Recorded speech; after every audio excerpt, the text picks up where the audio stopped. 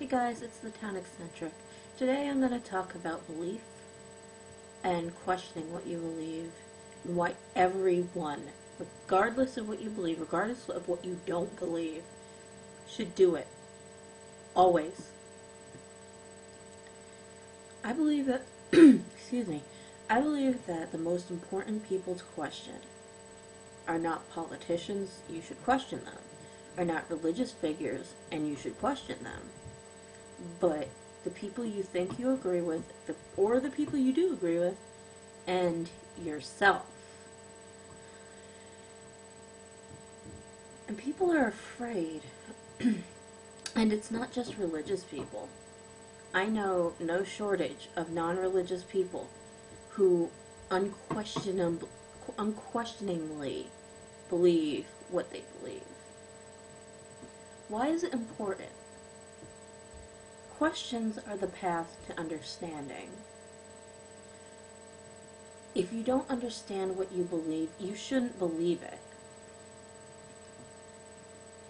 And that is my problem with some. And I'm going to focus on some and not I'm going to focus on some and not all religious people, because I think that's a misnomer. I think people assume that because someone is very religious or very conservative, not the same thing. Being religiously conservative is not the same thing as being religious.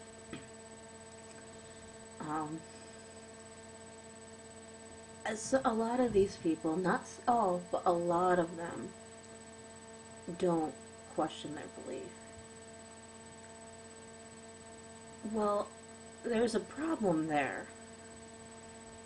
The problem is that if you never question what you believe, then you'll never understand it. So it's not about being atheist, agnostic, Christian. It's about believing what you believe for good reason, because that affects everyone. It affects me. It affects me because I'm bisexual. You know, it affects me because people who don't understand what they believe are voting against my rights. It affects you, obviously. And on the flip side of that, now to be fair, non-believers are a minority. I am lots of minorities. But I've known so many people who are going to criticize organized religion. Smart thing to do regardless of what you believe. But don't know why. I had somebody try to tell me that Christianity does not discuss the problem of evil.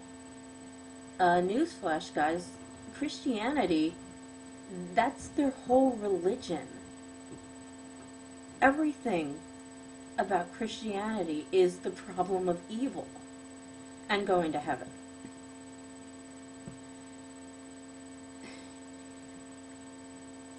But this guy argued with me because I said, look, of course they do. And he's shaking his head and saying, no, they don't. Well, you might not like their reasons, you know, but they do discuss the problem of evil.